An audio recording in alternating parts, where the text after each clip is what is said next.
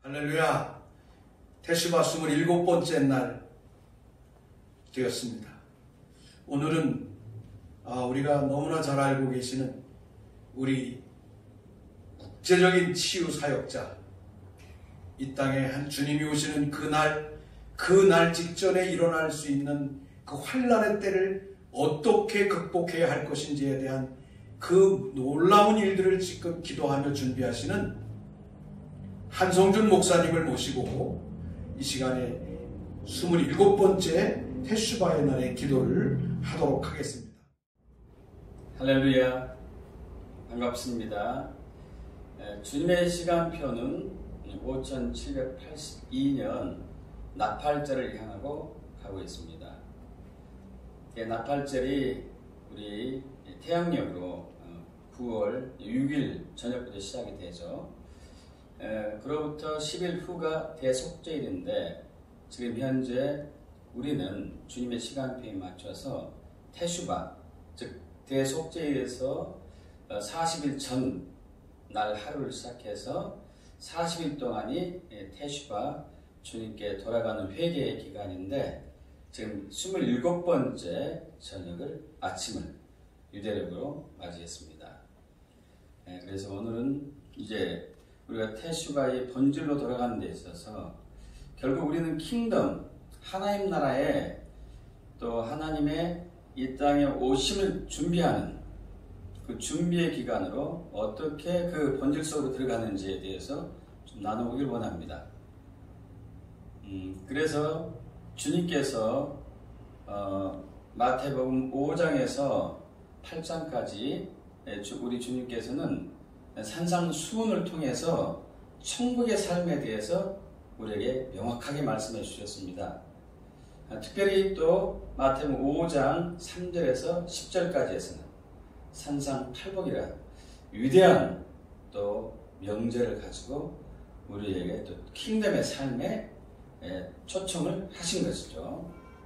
이 시간은 마태복음 5장 3절에 심령이 가난한 자는 복이 있나니 천국이 그들의 것이며 라는 그 본문을 가지고 정말 킹덤의 삶에 있어서 어떠한 자가 킹덤의 삶을 누릴 수 있는지 그것을 나누길 원합니다. 주님이 우리에게 원하는 것은 결국 이 땅에 오신 목적은 우리를 킹덤으로 초청하기 위해서 온 것이라고 저는 확신합니다. 그래서 이제 오늘 나누고자 하는 말씀은 본문에서 우리는 3가지 정도 나눌 수가 있겠습니다. 첫 번째는 천국이 그들의 것이라는 의미가 무엇인지, 두 번째 심령이 가난한 것은 무엇인지, 세 번째 왜 가난한데 복이 있는지, 이런 부분을 좀 나누길 원합니다. 사실 이건 굉장히 세상적인 지혜와는 지식과는 완전히 다른 말씀이죠. 세상에서는 가난한 게 복이 아니죠. 그러나 킹덤에서는 가난한 게 복이라는 것이 엄청난 역설적인 그런 말씀인 것이죠. 그래서 우리는 그 의미를 본질로 돌아가서 파헤침으로 인하여서 주님이 우리에게 주시고자 하는 정확한 의도가 무엇이고 그 핵심이 무엇이고 이걸 통해서 우리가 어떻게 킹덤의 삶을 누릴 수 있는지를 나눠보기를 원합니다. 첫째는 이제 천국이 그들의 것이라는 의미죠. For theirs is a kingdom of heaven. 여기서 이제 우리는 그들의 것이다 라는 단어가 is라는 단어가 헬라어에서도 또 영어 성경에서도 동사로서 현재형으로 쓰였다는 것이죠. 그것은 이미 이제 킹덤이 시작되었다는 것을 우리가 알 수 있습니다. 우리가 잘 알죠. 예수 그리스도를 주인으로 영접한 순간에 저와 여러분 안에 킹덤이 시작이 되었습니다. 주님께서 마태복음 12장 28절에 말씀하시죠. 내가 성령에 힘입어 귀신 쫓는 것이라면은 이미 하나님 나라가 너희 안에 임하였느니라. 맞습니다. 우리가 예수 믿는 순간에 하나님 나라가 이미 우리 안에 임했습니다. 물론 우리는 이미와 아직 사이에 살고 있긴 하죠. 앞으로 예수님께서 이 땅에 재림하셔서 오셔가지고 이루실 그 킹덤이 또 하나 있죠. 같은 킹덤입니다만은 그때는 주님께서 하늘과 땅을 통합해서 만왕의 왕으로서 통치하는 그 킹덤인 것이죠. 지금은 이 땅의 왕은 여전히 사탄이고 이 땅의 임금은 여전히 사탄인 체제 안에서 예수 믿는 사람 안에 킹덤이 있는 것이죠. 왕국이 있는 것입니다. 이제 그 왕국이라는 개념을 또 우리는 알고 넘어갈 필요가 있겠습니다. 여러분 잘 아시다시피 왕국 킹덤이라는 단어는 바실레이아 헬라어로 그리고 또 히브리어로 말쿠트라는 단어인데 왕권, 왕위, 지배권, 통치, 왕국 똑같은 의미로 신구약에서 바실레이아, 말쿠트가 우리에게 설명되어지고 있죠. 우리가 흔히 알고 있는 이 천국, 하나님 나라, 이 나라라는 의미가 우리에게 네이션적으로 다가오고 있지만은 그러나 본질적인 의미에서는 이거 통치이고 주권이고 다스림이라는 단어인 것이죠. 그래서 계시록 1장 6절에서 그의 아버지 하나님을 위하여 우리를 나라와 제사장으로 삼으신 그에게 영광과 능력이 세세토록 있기를 원하노라. 아멘. 여기서 사도 요한이 우리에게 던지고 있는 것은 앞으로 그렇게 한다는 것이 아니었습니다. 이미 이것이 시작이 되었죠. 왕같은 제사장, 베드로전서 2장 9절에 있는 너희는 택하신 족속이요 왕같은 제사장들이요. 이 왕같은 제사장의 정체성이 이미 시작이 되었습니다. 예수 믿는 사람 안에 시작이 되는 것이죠. 그래서 우리는 제사장이면서도 왕, 즉 킹덤인 것이죠. 킹덤. 킹덤은 다스림입니다. 통치입니다. 물론 주님께서는 이 통치의 안에 우리를 초청하시는 또 하나의 목적이 앞으로 천년왕국에서 주님과 함께 이 땅에서 왕노릇하는 그러한 사람들을 초청하게 하기 위한 목적도 물론 있습니다만은 이미 우리 안에 시작된 이 통치, 킹덤이 사실은 이 통치와 다스림을 통해서 하나님의 통치를 이 땅에 풀어내야 할 소명과 부르심이 저와 여러분 안에 있습니다. 지금 현재 모든 영역에 있어서 사실 어둠의 영역들이 그 자리를 차지하고 있는 것이 사실이죠. 정치, 경제, 또 문화, 예술, 또 가정, 사회복지, 방송, 미디어, 예술 이런 모든 영역들이 다 어둠의 영역들이 대부분 차지했습니다. 그들은 보이는 영역에서 어둠이 시스템에 따라서 구조를 세워가고 있지만 우리 주님께서는 보이지 않는 그 하나님 나라의 통치의 능력을 예수 믿는 사람 안에 심어주어가지고 보이는 이 세력들이 사탄의 힘을 입어가지고 예수의 재림을 가로막고 이 땅에 하나님의 통치가 이룬 것을 방해하는 것을 이제 하나님 나라를 갖고 있는 하나님 나라의 통치를 풀어내야 할 사람들을 통해서 반드시 이뤄내야 할 부분들입니다. 이것은 바로 우리가 주의 재림을 준비하는 길이기도 하는 것이죠. 그래서 앞으로 우리가 천국에 가서 왕같은 제사장이 아니고 이미 현재 우리 있는 영역에서 각자 속한 영역에서 저와 여러분은 왕같은 제사장의 역할을 해야 되는 것이죠. 통치하고 다스림으로써 그 안에서 억압받고 묶여있고 속박받고 굴레에 갇혀있는 자들을 자유케 하고 해방시키는 주님의 통치를 풀어내야 할 부르심이 저와 여러분 가운데 있는 것입니다. 근데 이것을 하는 사람이 심령이 가난한 사람이라는 거예요. 심령이 가난한 사람이 이 일을 할 수 있다는 것입니다. 그래서 우리는 이 심령이 가난하다는 의미를 좀 알기를 원합니다. 여기에서 이제 우리 한글 성경에서는 심령이라고 표현했는데 한문으로 하면은 마음심자, 기신영자죠. 영영자. 그러나 원어 성경과 영어 성경에는 명확하게 스피릿, 영, 푸뉴마, 영이라고 표현되어 있습니다. Blessed are the poor in spirit 해가지고 복이 있도다 가난한 자, 영이 가난한 자. 이거 분명히 영이 가난하다고 그랬어요.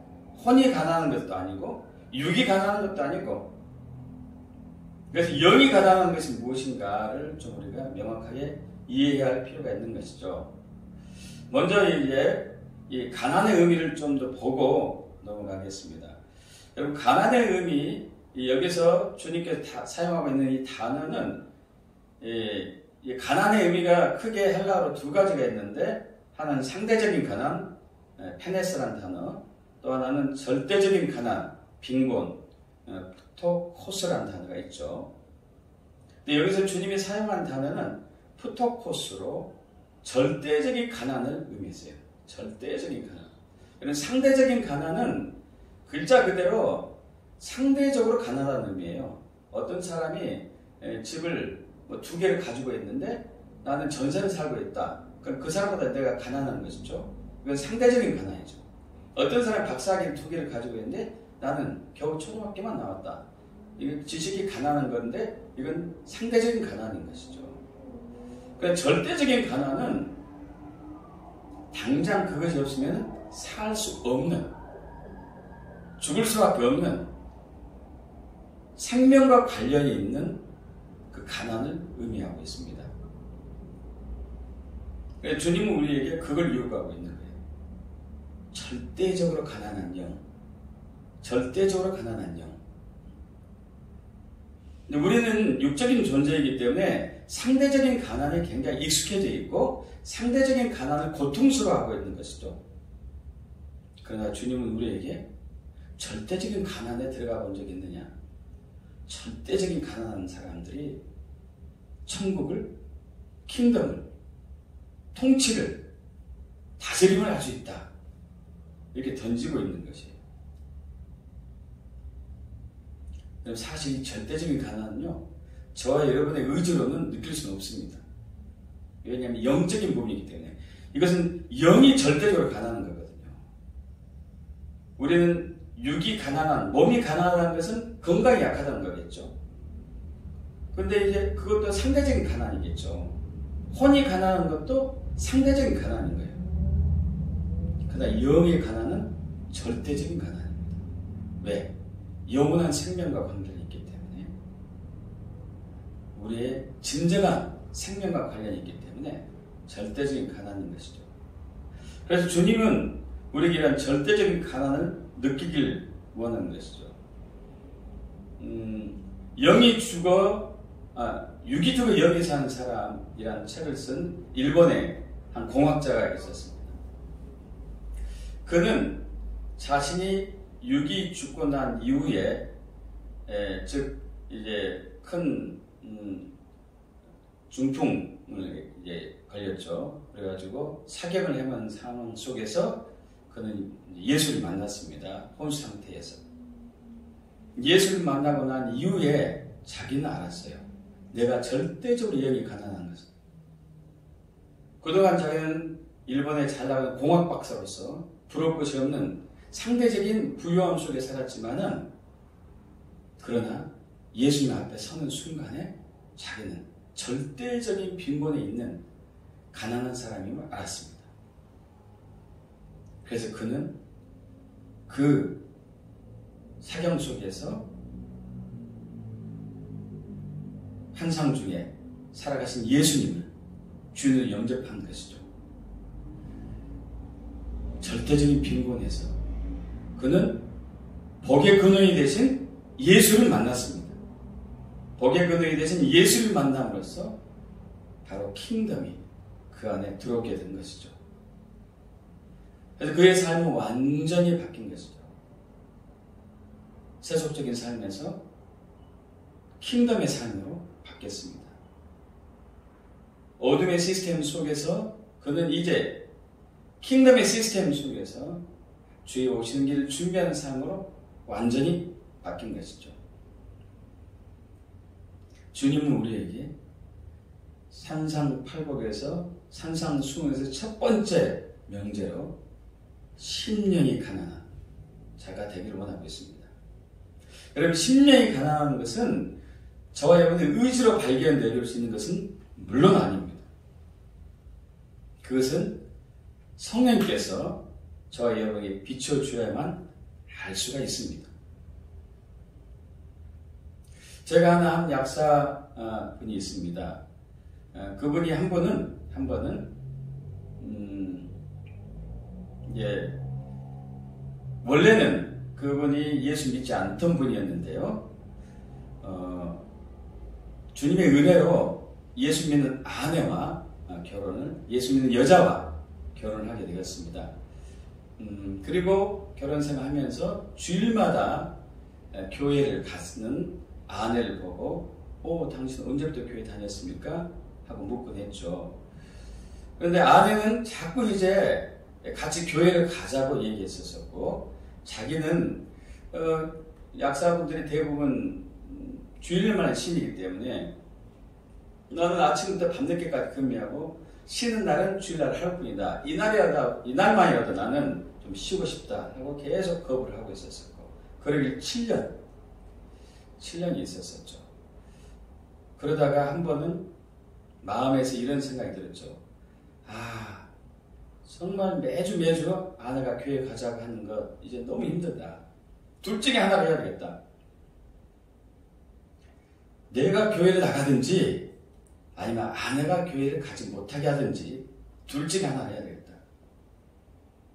이제 아내를 보니까 절대 교회를 포기하지 않은 사람이니까 분명히 목사님의 현혹된 설교에 속아 넘어가가지고 저렇게 열심히 교회를 다닌 것이다. 그래서 내가 저 무지한 아내를 깨워야 되겠다. 그래서 교회를 가서 목사님의 설교를 열심히 듣고 그 설교의 허점을 발견해서 아내에게 그 사실 얘기하고 교회 못 다니게 해야 되겠다 하고 이제 교회를 다니기 시작한 것이죠. 그러게 1년 됐어요. 1년 됐는데 뭐 딱히 이제 허점이 발견될 수 없잖아요. 대부분의 설교가 그러듯이.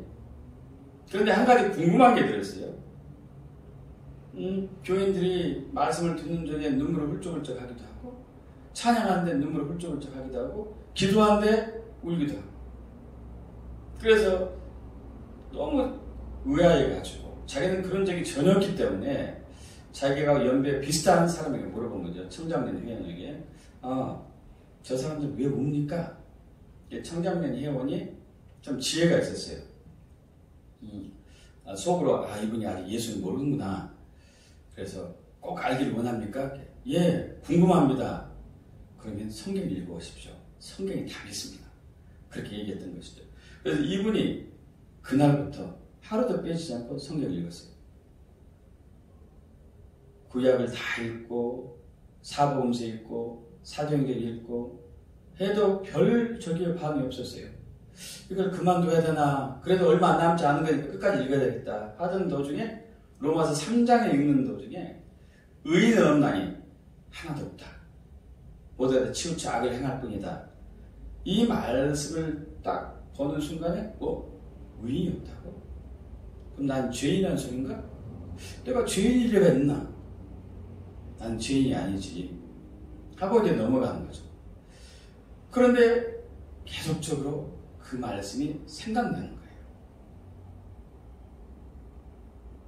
그러던 도중에 이제 청장년 회에서 그때가 바로 그 부처님 오신 날 첫 번째 국경일이 되는 해였는데, 그 청장년 회에서 놀러 가자고, 산으로 놀러 갑시다 해가지고 봉고차를 타고 산으로 갔습니다. 갔는데 산이 아니고 기도원이었어요.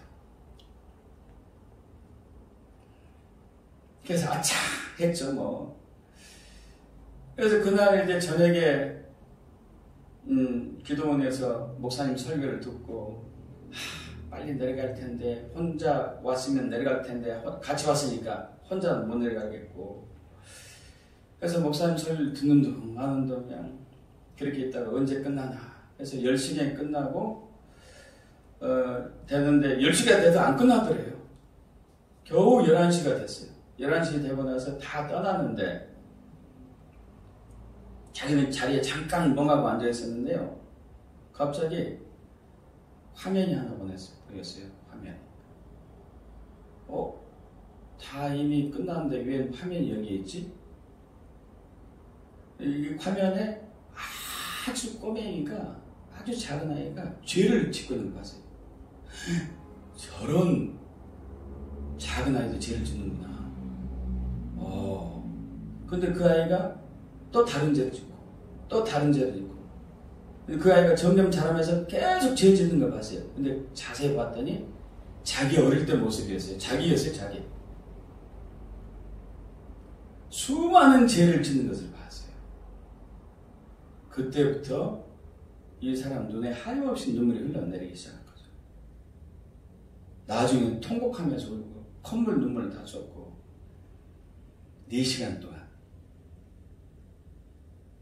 그래가지고 너무 가슴이 아프고 애통해가지고 땅바닥을 치면서 주님, 저는 그럼 어떻게 해야 됩니까? 어떻게 해야 됩니까? 아마 저는 이 상태를 가난한 심령이라고 표현하고 싶어요. 영이 절대적으로 가난한. 그런데 하나님의 음성이 들려왔어요. 그래서 내가 내 아들을 너에게 보내서 너의 죄값을 십자가에 치르려 했지 않냐. 그 예수를 믿으면 너는 이 죄에서 자유만 없는 것인데 어떻게 하겠니? 이런 소리가 들려왔어요. 그 얘기를 듣는 순간에 제가 예수를 믿겠습니다. 이 선포를 하는 순간에, 고백하는 순간에 그 죄가 싹 사라지고 그분이 자유함을 얻었습니다. 할렐루야. 찬양이, 자기도 모르는 찬양이 나오고 춤이 나오고, 그리고 그때 성령 세례가 임했어요. 은사가 임하고 얼마나 기쁘고 좋았는지.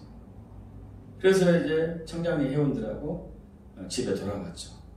집에 돌아와서 초인종을 딱 눌렀습니다. 집 앞에서. 아내가 이제 나왔죠. 아내가 나오자마자 할렐루야!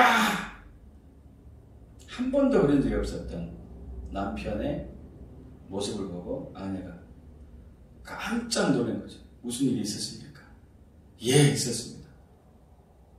예수를 만나고 나는 킹덤, 천국을 알았습니다.